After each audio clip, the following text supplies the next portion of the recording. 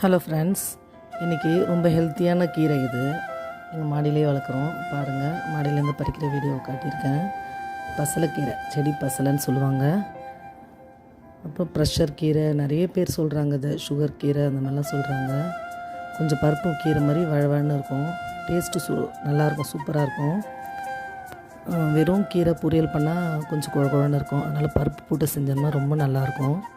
பாருங்கள், கிள்ளிட்டு வந்து தனித்தனியாக இலையை மட்டும் எடுத்துகிட்டு பொடிசாக நறுக்கணும்.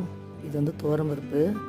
சிறுபருப்பு செய்யலாம். சிறுபருப்பு போட்டோம்னா ரொம்ப குழன்னு இருக்கும். அதனால் நான் துவரம்பருப்பு தான் போட்டிருக்கேன். 2 பல் பூண்டு போட்டிருக்கேன். இது தனியாக வேக வச்சுட்டு கொஞ்சம் மஞ்சத்தூள் போட்டு வேக வச்சிடணும். கடாயில் தனியாக எண்ணெய் விட்டுட்டு கடுகு உளுத்தம்பருப்பு போட்டுக்கணும்.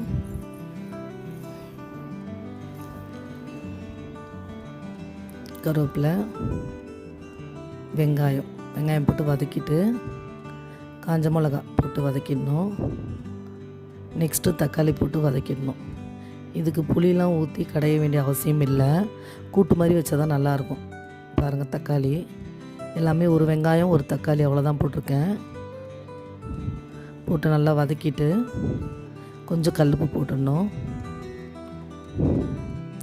கீரையை அலசிட்டு பொடிசாக நறுக்கி வச்சுருக்கேன். பாருங்கள், நறுக்கின கீரையை போட்டு நல்லா வதக்கிடணும்.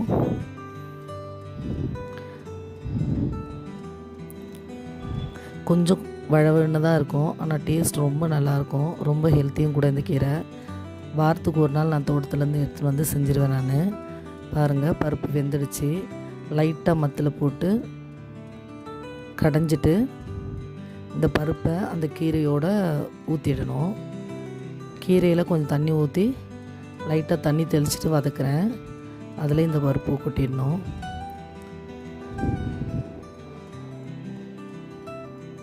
பருப்பு கொட்டிட்டேன். பாருங்கள், நான் இன்றைக்கி பருப்பு கம்மியாக தான் சேர்த்துருக்கேன். எனக்கு கீரை கொஞ்சம் நிறைய சேர்த்துக்கணும் அப்படின்றதுனால பருப்பு நிறைய போட்டு செஞ்சோம்னா இன்னும் கூட டேஸ்ட் நல்லாயிருக்கும். அதுக்கு சைட் டிஷ்ஷாக கோவக்காய் ஃப்ரை பண்ணுறேன் நான். ரொம்ப நல்லாயிருக்கும் இந்த ஃப்ரை. பாருங்கள், பருப்பும் கீரையும் சேர்ந்து நல்லா வெந்து வந்துடுச்சு. இந்த டைமில் ஸ்டவ் ஆஃப் பண்ணிடலாம். அவ்வளோ சர்வ் பண்ண வேண்டியது தான்.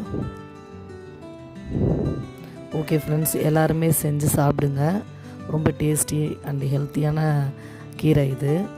ஓகே ஃப்ரெண்ட்ஸ், இந்த வீடியோ பிடிச்சிருந்தால் லைக் பண்ணுங்கள், ஷேர் பண்ணுங்கள், ஃப்ரெண்ட்ஸ் அண்ட் ஃபேமிலிக்கு ஷேர் பண்ணுங்கள். தேங்க்யூ.